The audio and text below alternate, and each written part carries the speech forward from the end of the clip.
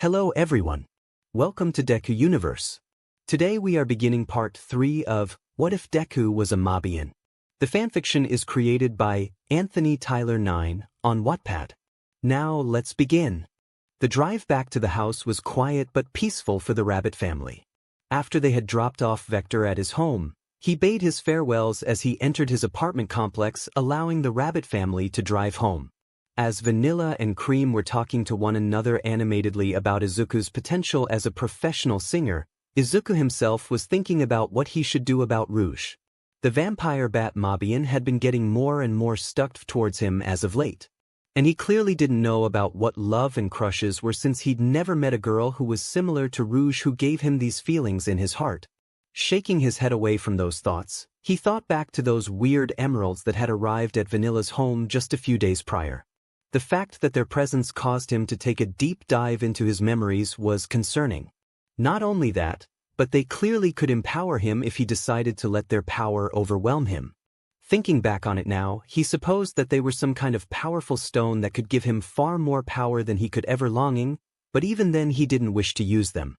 Looking at the city coming into view as they took a road to get off and away from the bustling city, he watched as the trees passed by the rabbit vehicle. A small smile entering his expression as he felt nature completely surround him. Within a few minutes they had finally returned home as Vanilla and Cream were animatedly still talking. Opening the door, they entered the dark house as they turned on the lights to the living room before pausing frozen in shock. Izuku was about to walk up behind them when Vanilla had placed a palm at his chest before looking him in the eye with concern. "Izuku, I need you to stay out here for a few minutes, all right?" Vanilla asked, as Izuku tilted his head. "Is something wrong?" Izuku asked, as Vanilla gave him a pleading expression. "It's not something you should place yourself in the center of. I need you to go explore around the forest, make sure that there isn't any badniks anywhere." Vanilla said, holding the door shut behind her. "Are you sure you don't need my help?" Izuku asked, as Vanilla nodded. "Okay, I guess I can go take a look around," Izuku said, walking towards the forest. With that, Vanilla entered the house once more to take a gander at what her daughter had come across. Cream was looking over the human girl with worry on her expression, and she glanced up at her with nothing more than confusion as well as worry before asking her a question she knew was coming. "Mommy, what is that white stuff coming out of her petal?" Cream asked as Vanilla sighed.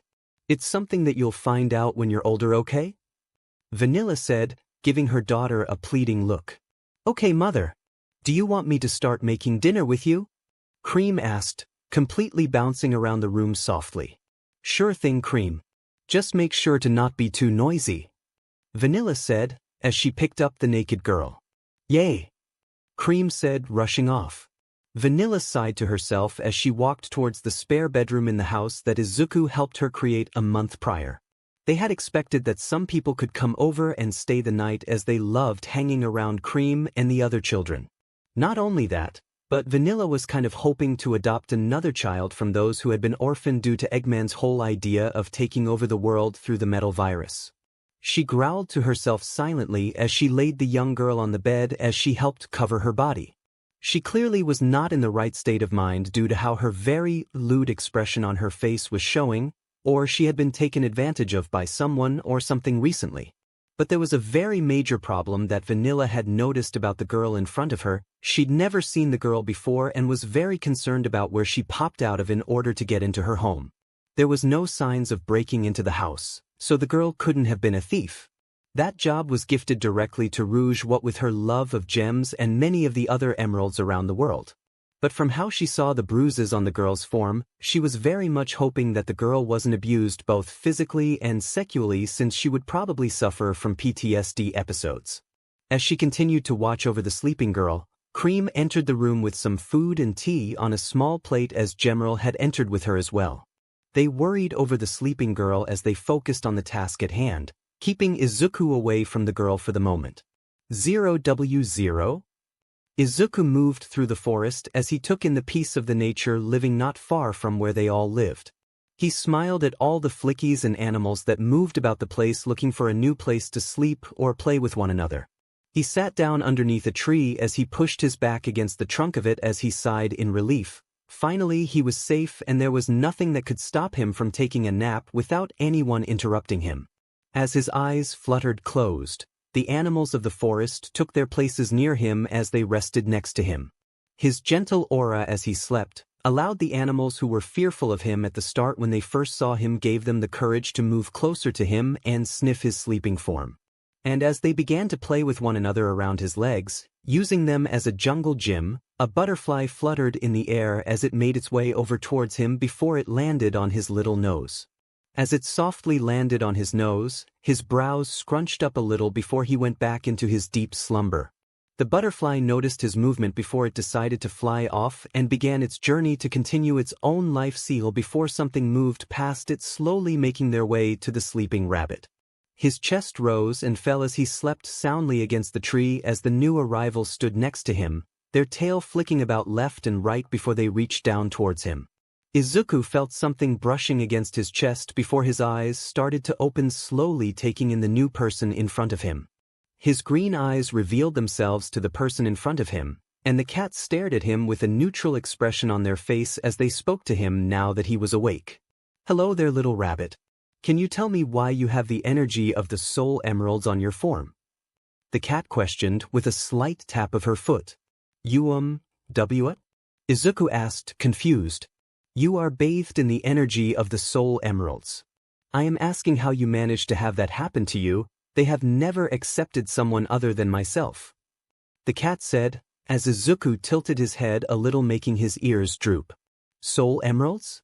What are they? See, can you tell me what they look like?" Izuku asked, slowly becoming worried. "The soul emeralds are what keep the dimension that I come from hidden from all who wish to enter. The only ways you can enter the dimension itself is either through the soul emeralds themselves, or you come near death." The cat said, as Izuku nodded. I don't know what they look like though," Izuku said as the cat pulled out a box. Inside the box was 7 missing emeralds, but there was something that was very familiar about those spaces for Izuku. They had been in the shapes of squares or rectangles with multiple edges to represent their unusual, edged nature, and it was that which got Izuku to immediately remember those weird emeralds that appeared in his room the other day. Standing up, not too abruptly enough to where the cat in front of him would perceive him as a threat, he dusted himself off. I think I have come across them. A light blue gem appeared in my room the other day, and it caused a weird mirage to happen in front of me and V Vanilla Cousin," Izuku said, as he walked towards the house once again. "Okay, can you please make sure that you deliver them to me? I'll stay outside whilst you deliver them to me," the cat asked as she made sure that Izuku was the one in control the entire time. She didn't wish to make him scared of her and have him run off. Not like he would get very far with how she could sense the energy of the soul emeralds on his person, especially since his body practically radiate the power of the soul emeralds. Following him to the house where he supposedly lived, she found that it was a nice little home in the woods, not too far away from civilization but enough out of the way that if any attacks happened it wouldn't be too far of a trek to get there to help out. What is your name, be by the Huawei?" Izuku asked as the cat nodded at him. "My name is Blaze. Blaze the cat, and I'm the princess of the soul dimension," she said, as Izuku stared at her in awe. "I didn't think I'd ever meet another princess before." Izuku muttered to himself, unaware that Blaze heard him. "Cute," she thought to herself as Izuku opened the door to the house. "I'll be back, tea there in my bedroom," Izuku said, as Blaze nodded. As Izuku entered the house, Blaze moved over to the wall outside of the building as she leaned against it. She heard a commotion inside the house as Izuku's voice raised a little to let whoever else was inside know what he was doing before he showed up at the door again with a small box.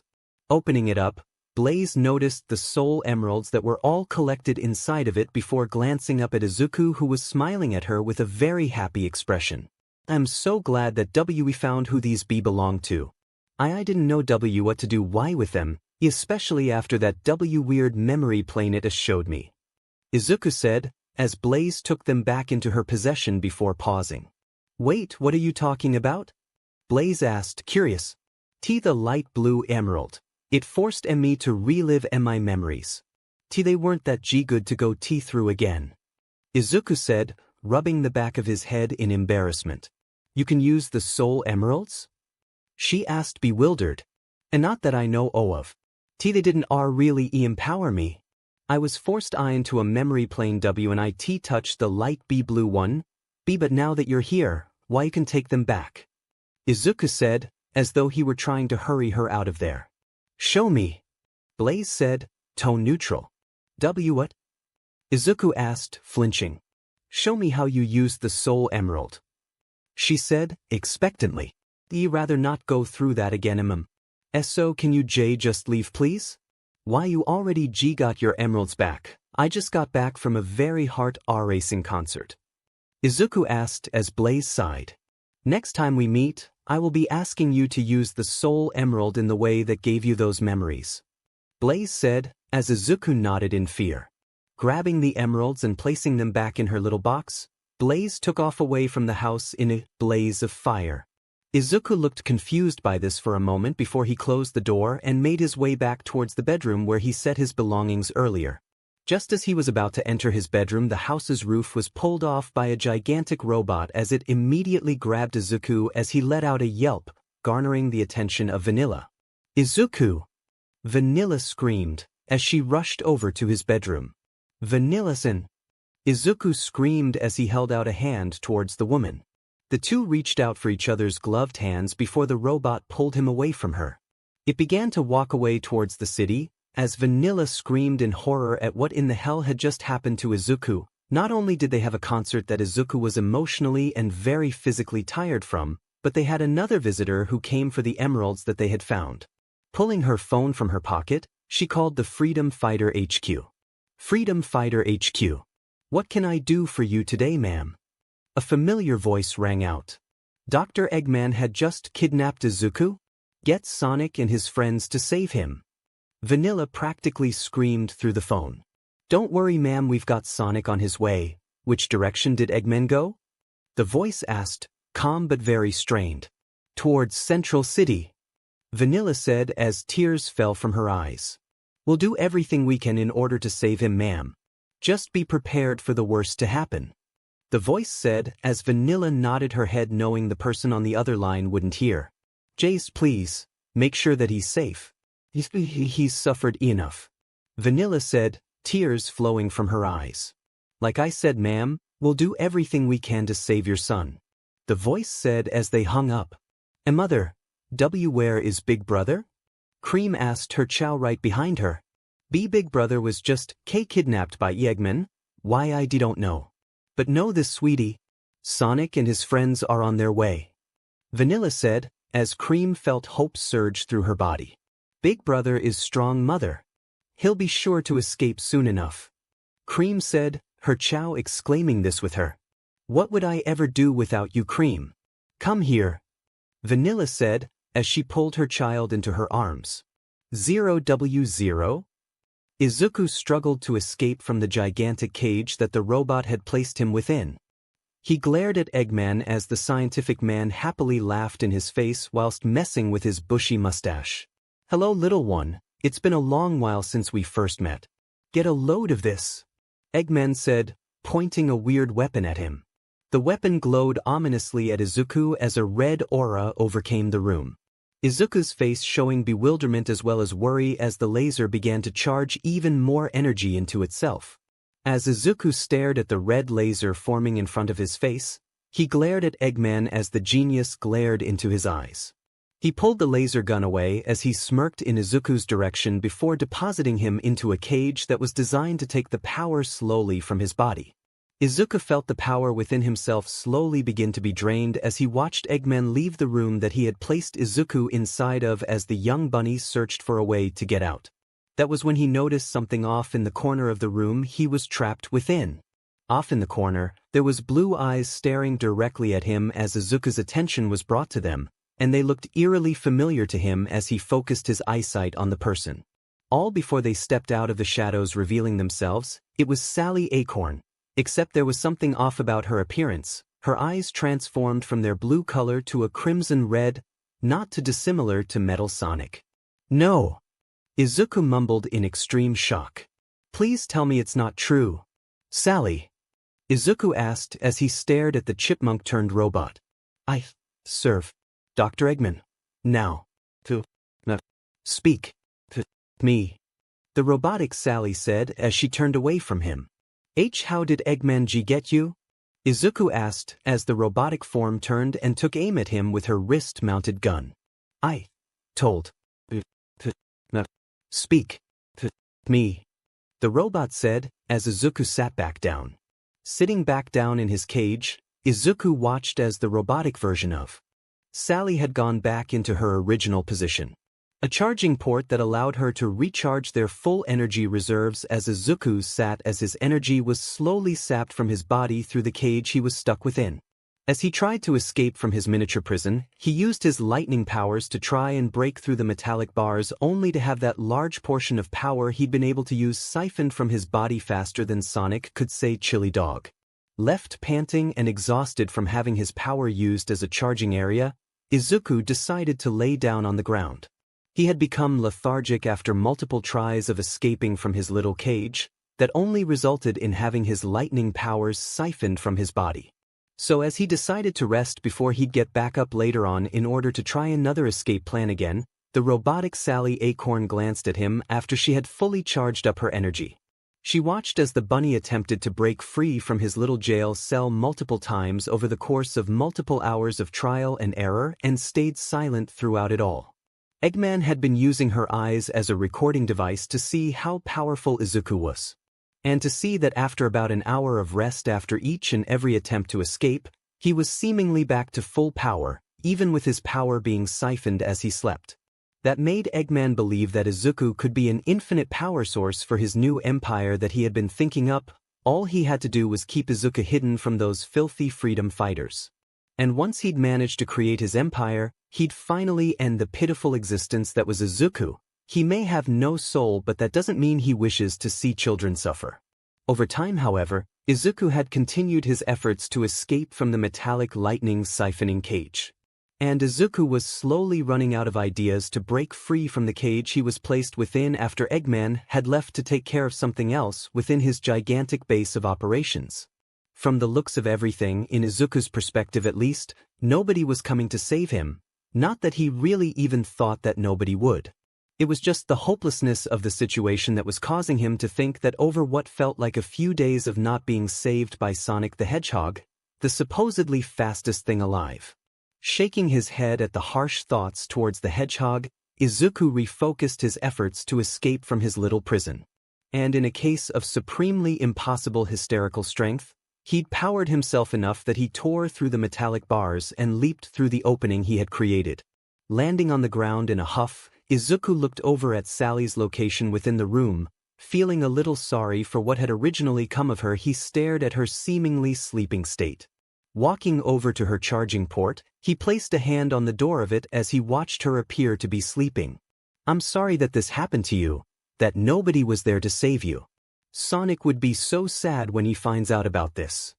Izuku mumbled as he moved to leave the room.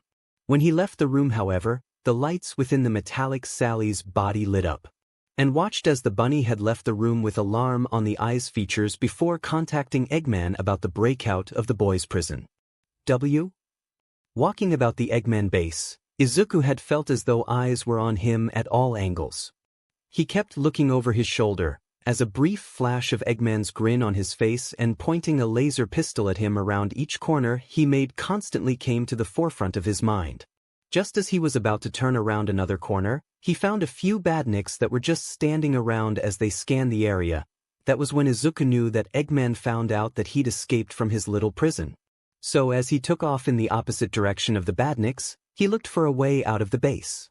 But each and every direction he went was as though he were walking through a maze. It was getting nauseating when he found the same pile of broken pieces of rubble nearby that he'd placed down. Turning around another corner again, he suddenly felt a brief flash of metallic Mobians appear in front of him as his eyes immediately went into hyperdrive mode as he immediately entered a combat stance. Shaking his head, however, it showed him that the Mobians that had been infected with the metal virus had just been a flash of a memory. Shivering slightly at how he was suddenly having such a harsh memory lapse, He thought of only one thing that could be causing this kind of stress within his head. PTSD. Apparently fighting an army of creatures that could tear you limb from limb and infect you with a mere touch causes a lot of mental trauma. Trauma that Izuku had never gotten checked for since he had been at the forefront with Sonic and the others fighting against the constant hordes of seemingly undead Mobians just roboticized. He continued down the path as it led him to a hangar bay within the base of operations, and hearing some talking from nearby, Izuku hid behind some large boxes that were conveniently nearby. He then listened to whoever was talking to one another, as one of the voices were very familiar to him. For the last time, I will not be humiliated. Gather your forces and send them after that blasted Team Dark? I don't need you to come back to me with reports of how close they are to my base. I need results. Eggman's voice rang out in the room. Sorry, Eggman, but we just can't defeat them all. There's at least 3 of them, and one of them is Shadow the Hedgehog. One of the robots said, its voice holding no remorse or fear within it, just stating facts. I don't care about if one of them is Shadow the Hedgehog. Or if the other 2 are people who used to work with me, kill them or I will dismantle you to create someone who can give me more results. Eggman said as he stomped away from the room. Holding his ears down, Izuku peeked over the boxes he had been hiding behind. He saw Eggman leaving the room as he looked at the robots that had informed Eggman that their mission to stop Team Dark was impossible. They were clones of what appeared to be Omega. Izuku tilted his head at that as he watched the robot clones wilt a little on the outside before moving to follow the genius scientist's plan and prepare to head out. Following after them, Izuku hopped onto the back of one of them as they took off through the exit gate of the hangar bay. And as he flew off towards the direction of what he assumed was Team Dark, he never noticed a blue blur coming towards the base of operations. As the flight over to where Team Dark were located had gotten longer, Izuku felt his arms getting tired. He had been holding onto one of the robots for about an hour now, and he hadn't had anything to eat in a few days at best.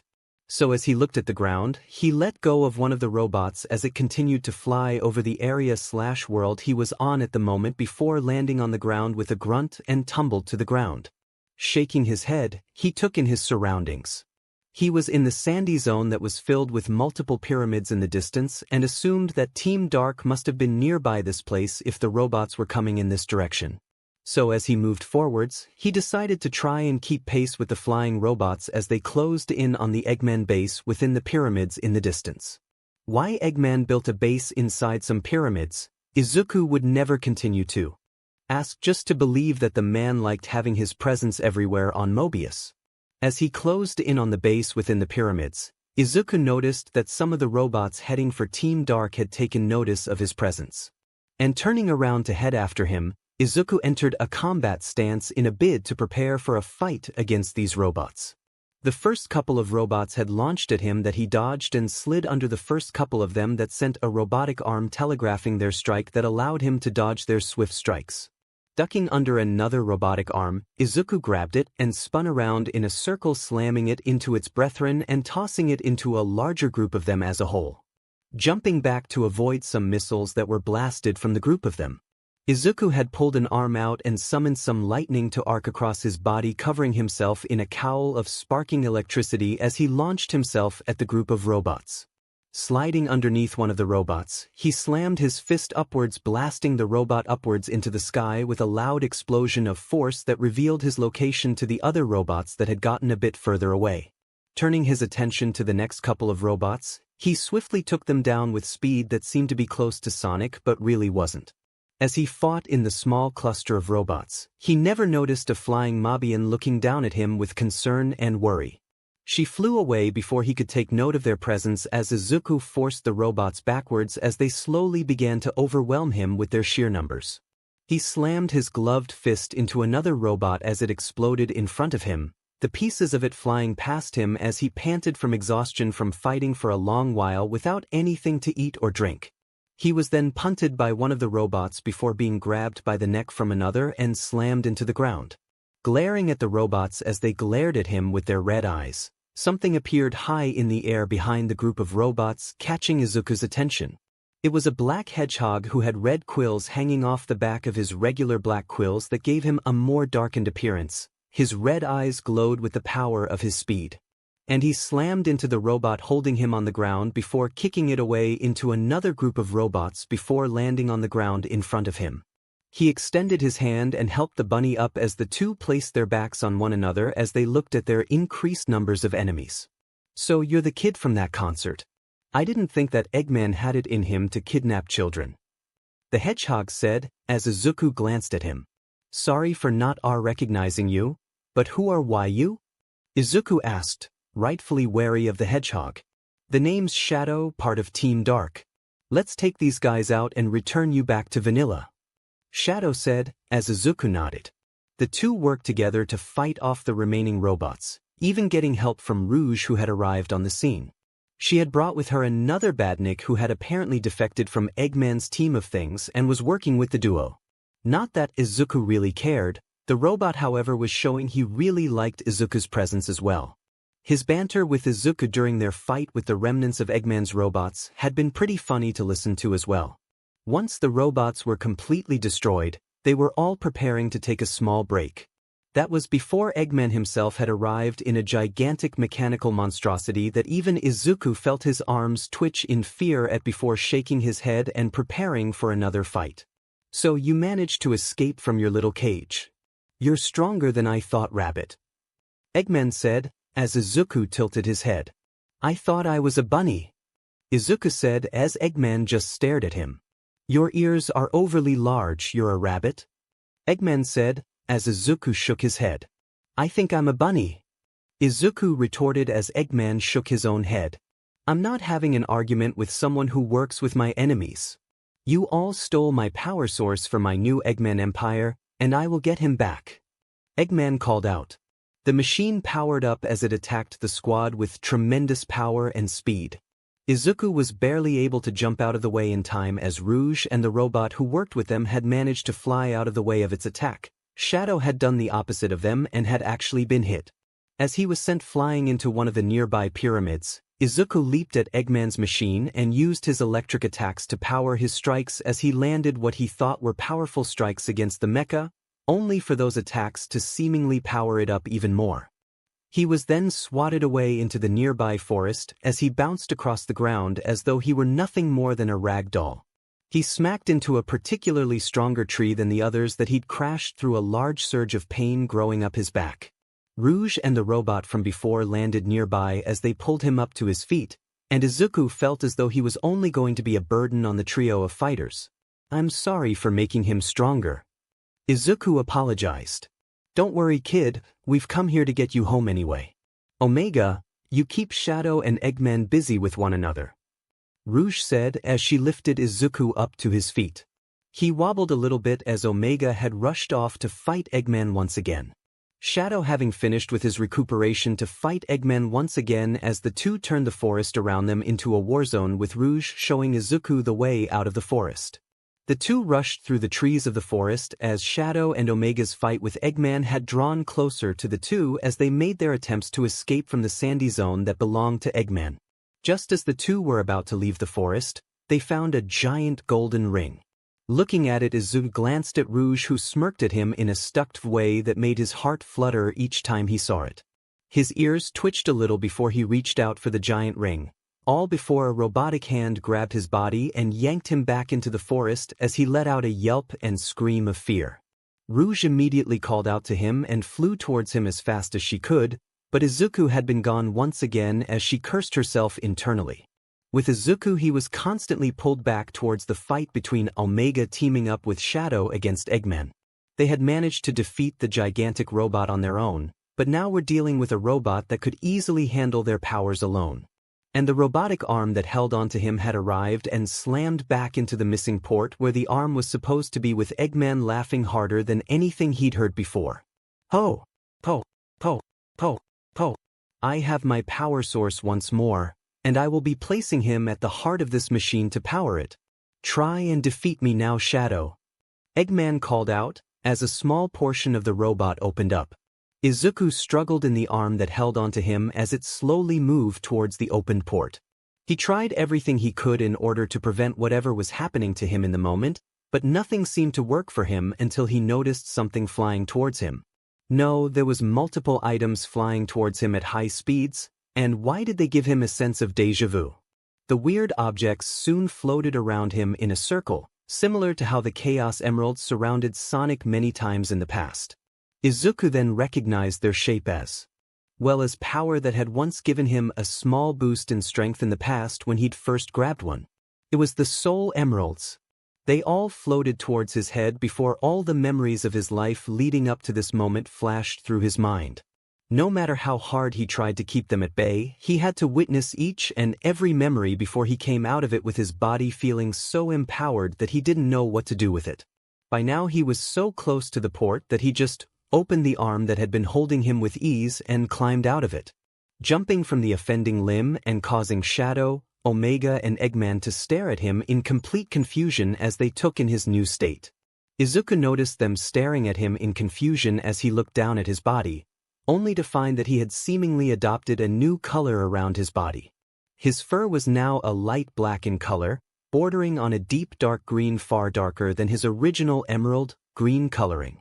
Looking up he saw his reflection in the shiny body of Eggman's new mecha, and he had to say he looked really cool looking even with the greenish-black flames floating around himself.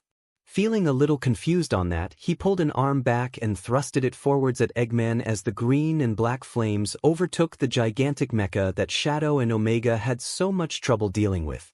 It was so hot that the metal was becoming overheated and melting the metals that Eggman used to create the mecha. So much so to the point that Eggman had launched his small mobile machine that floated in the air out of the mecha and floated away to a position that was safe from the heat of the mecha. Within minutes, the mechanical monstrosity that Eggman had created was reduced to a silver and black goo that was slowly dissolving on the ground due to the cold air around it. Eggman, however, stared at the bunny with a new expression, one that borderlines on pure fury. He reached out for his laser gun and pointed it at Izuku, who immediately sensed the oncoming threat and created a flaming barrier of green and black flames to protect him. Eggman laughed at the try of protection and shot his laser, only for the laser to bounce off the weird flaming shield as though nothing had happened. He asked, confused and looking at his gun. Izuku asked, looking at the flaming shield. Izuku Midoriya? A voice screamed across the world. Blaze walked away from the rabbit household. She had finally gotten her precious emeralds, small emeralds that had given her the ability to protect the soul dimension. She smiled as she thought about how Izuku had been capable of using the soul emeralds for just a brief moment. Not only that, but he was able to connect with them on a level similar to her own. She thought that Izuku being able to use the soul emeralds was concerning. The young rabbit had been very confused when he first touched the emeralds. They focused power on seeing the user's past and bringing it up to the surface in order to merge their power with their user. So with Izuku being able to activate one of their core abilities caused her some confusion. But keeping that thought process to herself, she decided to prepare a portal to head back into the soul dimension. She had her emeralds that she protected from evil. In her own dimension there was someone who had wanted their power. And she tried many times to end their life, but it appeared that the soul emeralds just didn't have the power to do that. Walking towards the now opened portal, she happily entered through it, returning back to her home. Staring at the countless trees, lakes, as well as the inhabitants belonging to her home dimension. She walked down the path leading to her castle as she softly chuckled to herself as she walked into the castle courtyard. Blaze spoke to her fellow castle guardsmen as they spoke to one another about their fellow enemy. A woman who was a descendant of Dr. Ivo Robotnik, someone who had apparently gotten it on with a human woman and had a child. And the woman calls herself Robotnik as well, cementing her status as one of his family members. She was so enthralled with her talks with her people, she never noticed her soul emeralds disappearing from the small box Izuku had given her earlier. It was about a few hours later that Blaze returned to her bedroom and placed the box inside her desk to hide them. She goes to lay down on the bed nearby as she smiles to herself, knowing that her world is now safe with the soul emeralds safe in her hands. Just as she was about to fall asleep, she moves over to the desk in order to take a gander at the emeralds one more time. Climbing out of her bed, she walked over to the desk. Opening it up, she watches as the box is revealed to her. She picks it up and walks back to the bed and sits down on it. Taking a deep breath, she opens it up and to look at her emeralds, only to find it empty. She stared at the empty box with nothing more than complete blank expression on her face as she slowly stands upright. Taking a deep breath, her expression slowly turns into that of an angered cat who wishes to give out vengeance. She lets out a scream of pure anger and fury. "Izuku!" she called out, bright hot flames appearing around her. Staring at the flaming shield in confusion, Izuku just looked back at Eggman, who was shaking his gun as though something was wrong with it. He took that chance to attack Eggman's ship as he pierced through its body as though it were nothing more than paper against his body. He felt his flames increase the intensity of their heat as he pulled an arm back and kept one of his hands out in front of himself as a flame bow was formed out of nothing but the fire flowing around his body. As he placed his fingers in the position of creating an arrow out of thin air, lightning coursed around his fingers before a green lightning arrow had appeared in his hand. Letting go of the arrow itself had it embed itself in the armor of Eggman's mecha as it exploded in a vast array of electricity. The bright lights covered the sight lines of Izuku and Shadow as the two waited for the bright light to slowly subside before Eggman's mecha was revealed. The armor of the mecha had electricity flowing all around it before Eggman's little hovercraft flying in another direction before the gigantic mecha had suddenly imploded before exploding outward.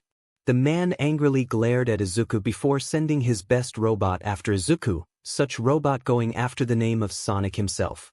"Metal Sonic! Defeat that bunny brat!" Eggman called out, and a blue blur swiftly struck at Izuku. Izuku was taken so far aback from the appearance of a metallic Sonic that when Metal Sonic slammed its metallic fist into his face, it launched Izuku into the ground below. He wasn't damaged by any form of injury, just a little confused as to why Sonic was a robot at the moment. And as he got back up, Metal Sonic landed on the ground, producing a lot of missiles and bullets that were shot at Izuku at high speeds that he sped around and kicked Metal Sonic in the head. The robot was launched into the air as Izuku sped right past the metallic doppelganger of Sonic before piercing its chest with his gloved hand before tearing it apart in his hands. Eggman appeared as though he were looking like someone destroyed his best friend, but Izuku then decided to make sure Metal Sonic couldn't be repaired. Igniting the flames in his hands, the metallic form of Metal Sonic began to writhe in pain as Izuku's flames began to melt the metallic creature, until it was reduced to nothing more than ash. Eggman stared at Izuku in shock before he decided it was probably for the best to just get out of there before he was next. And as he yelled at Izuku incoherently, he was gone before Izuku could focus on him. Izuku landed on the ground as he stared at his hands with nothing more than disgust. Shadow landed on the ground next to him with Omega not too far away. The two noticed the disgust on his face before the two shook their heads at him. Shadow pat Izuku's back before Omega had scanned Izuku for anything that was amiss from before and noticed the energy that surrounded him. That energy does not belong to Izuku. Where did he get that energy reading? Omega asked, before Shadow just shrugged his shoulders. Beats me, and frankly that's not my problem. He just sent Eggman packing with that form he's using, although I'd like to know how much longer he's going to stay like that. Shadow said, looking at Izuku now more closely. 0W0? The rabbit boy had been standing in front of them with a confused and still disgusted expression. His fur was a very deep green color, his eyes were the same deep green as his fur, and green flames were flowing around him as though he was a bonfire with stoking their flames. His ears seemed to be slightly larger, but if anything they were not much larger than they usually were, but that thought process couldn't be finished as a purple arm flew into view and smashed into Izuku's cheek, knocking him to the ground. And with him on the ground holding his cheek, the soul emeralds had landed on the ground softly before the arm grabbed the gems before glaring at Izuku with nothing more than hatred. "You liar?" A feminine voice growled as Izuku looked up. "Be Blaze?" Izuku called out, as the Catwoman had glared angrily at him. "Don't act as though you didn't try to dupe me out of my precious emeralds." Blaze growled at Izuku. "I didn't steal your emeralds before you left. You saw them before you left," Izuku said, as Blaze glared into his eyes. "I'm leaving this lover's quarrel to you too," Shadow said, before peacing out with Omega. As Izuku had to deal with a very angry cat lady, Rouge was flying over the two as a smile came across her face. She watched as Izuku tried to defend himself from Blaze as best he could whilst the cat girl kept scratching at him with her claws and he ducked and weaved through the cat's attacks. Rouge then landed nearby as she watched the two go at it even longer as she pulled up a small watch to see how long Blaze would attack Izuku without even noticing her presence. She had even sneakily grabbed one of the emeralds from the cat's grip and was staring at it with nothing more than morbid curiosity. It wasn't until about 10 minutes later when Blaze finally calmed down enough for Izuku to explain to her how he got the emeralds again. He spoke about how he wasn't even thinking about them at the time, and they appeared around him as though he had summoned them out of thin air. He also spoke about how he saw every single memory of his past before he managed to push past it and got that weird new form for himself that had flames coursing around him just above his skin. Blaze just kept her eye on him before sighing in exasperation before sitting down on the ground before speaking. "You are very lucky that you didn't die of a brain aneurysm. Having all that power filtering through your memories is a very bad thing to happen unless you manage to become one with the emeralds. Like I have done in the past," Blaze said, as she moved the emeralds around herself. "Well, now that you two are done having a quarrel, I think it's about time I bring Izuku back home," Blaze, Rouge said, announcing her presence. Izuku, who had noticed she was there long before Blaze, did just flinch a little. Blaze, however, just sighed and left the area before giving Izuku a warning glance before creating a portal back into the soul dimension. They were unaware of how Eggman had a robot watching over their interaction with one another. Especially with a new set of emeralds that he could try to steal and use the power of in order to take over all of Mobius. With Izuku being flown away to a nearby car that Rouge could drive, the two sat inside of the vehicle as the air passed by them. Izuku looked guilty as he stared at the vast expanse of Mobius from the passenger side of the vehicle as Rouge looked at him with a side glance. Sighing in a very exasperated tone, she spoke to Izuku in a soft tone, allowing him to talk to her. "Hey, whatever you did to Metal Sonic, don't let it get to you. He wasn't a very sentient being. If he would have realized that Eggman was evil and would have left him.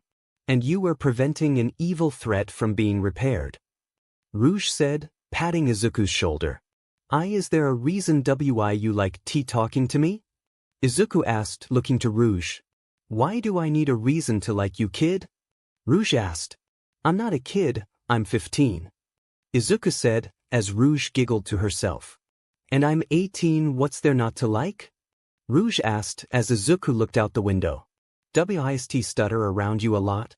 "I mutter sometimes, and I'm not really a fan of killing people," Izuku said, as Rouge stared at him for a moment before focusing on the road. "I like those things about you, Izuku. There's nothing wrong about your muttering, your hatred with killing people, especially the innocent. And in terms of your stuttering, I personally believe that was due to those around you when you were growing up. They didn't treat you too well and you became meek and timid because of it. Just because you think those aren't desirable traits, doesn't mean that everyone hates that," Rouge said as they slowly closed in on Central City. "What other things do you like about me?" Izuku asked as Rouge smirked at him. "I love those giant ears you've got. I've especially got a love for your singing voice. It can be something I fall asleep to every night if we could spend time together like this for days on end. I also love your little drawings of Sonic and everyone, although..." Rouge paused before a teasing, lustful smirk appeared on her face. "What?" Izuku asked as Rouge smirked at him. "I didn't know you really like my melons," she said, as Izuku blushed crimson before looking away. "You know, when we get out of sight from everyone in Central City, I might even allow you to cop a feel of them," she said with a giggle. "I sent that wrong? Isn't that SSXLHO7T?" Izuku asked as Rouge stopped the car at a stoplight. "Not if I'm consenting," she said as Izuku stared at her. I don't think you want me to touch your body like that," Izuku said, now a little uncomfortable. "You don't have to touch my melons if you don't want to. Maybe you actually like my butt better?" Rouge said, as Izuku felt steam coming from his ears as he blushed crimson again. The rest of the drive was quiet between the two, Rouge having a small blush on her face as Izuku just looked out the window. It wasn't until a few hours later that they arrived in the forest where Vanilla, Cream, and her chows lived in quiet peace. Rouge stopped the car just a mile away from the house on the side of the road as she glanced at Izuku with nothing more than a consenting smile on her face as Izuku glanced at her in a confused manner as the vampire bat just leaned back against the car door. Did something happen? Izuku asked as Rouge spoke again. Do you want to touch my bub or butt? She asked as Izuku blushed at her. I sent that wrong? Izuku asked as though he were about to do something bad. Like I said, Izuku, it's not SXL HRSSMNT as long as I'm consenting. Rouge said as Izuku stared into her eyes. Why you're not trying to trick me, are you? Izuku asked as Rouge just stared at him blankly. Don't make me F you right where you sit, bunny boy. She said as Izuku looked appalled at her. What do you mean by that? Izuku asked as Rouge just sighed. Do I really have to spell it out for you, Izuku? I am asking you to just have ZC with me already? She said, throwing her arms up in the air. But what about going out on a date before all that? This is moving along way too fast. Izuku said as Rouge just smirked. We're Mobians, Izuku, years pass by us far faster than a human does. Rouge said, blowing some wind into his bunny ear. The ear got the subjected air displacement and twitched before Izuku felt his lower body react. Placing his hands over his lower body, he immediately looked away from Rouge, who took notice of his growing tent and giggled to herself. Due to his place in the car, and Rouge slowly moving closer to him, Izuku leaned back in the car. Rouge then floated slightly in the small amount of space in the car as she landed on his lap and pushed the seat backwards towards the back seat. Izuku's face was blushing madly as Rouge just smiled at him with that stuck smirk that made Izuku's heart race every time he saw it, which then he felt his hand get grabbed by Rouge. He watched with bated breath as she raised the offending limb over towards her very ample chest before he felt his gloved hand press onto the soft flesh that Rouge had cleared the clothing out of the way for. As she was seducing Izuku in the vehicle, she felt the tent underneath her body increase in its size as she heard a small tearing sound. And then she felt a very hot rod between her rear end's cheeks before she looked over her shoulder and saw a very red rod poking up towards the sky. Glancing back at Izuku, who looked like he wanted to be anywhere but here, he had managed to pull his hand away from her grip and cover his face in embarrassment. I'm so sorry. I didn't mean for that to happen, Izuku said, as Rouge just felt herself become far more aroused. About an hour after your fight with Eggman, and you are already ready to F me? My Izuku, you seem prepared to take responsibility for seducing me with that fuckstick you call a pages, Rouge said, as she moved down Izuku's body to be level with his rod. I'm sorry, but what are you planning on doing? Izuku asked as Rouge smirked at him. What do you think I plan on doing? She asked before pulling the cloth that covered her chest off. Rouge then looks over at the reader before a lustful smirk comes across her face. Izuku glances at wherever Rouge was staring before glancing back at her as the woman kisses his tip. That's for you to find out, she said before taking his whole rod in her mouth. This marks the end of part 3 of What If Deku Was a Mobian? A big thanks to Anthony Tyler 9 for granting the permission to feature this amazing fanfiction. The link of the original fanfiction is in the description below. Please like the video and subscribe to Deku Universe for more interesting stories. Thank you and see you soon.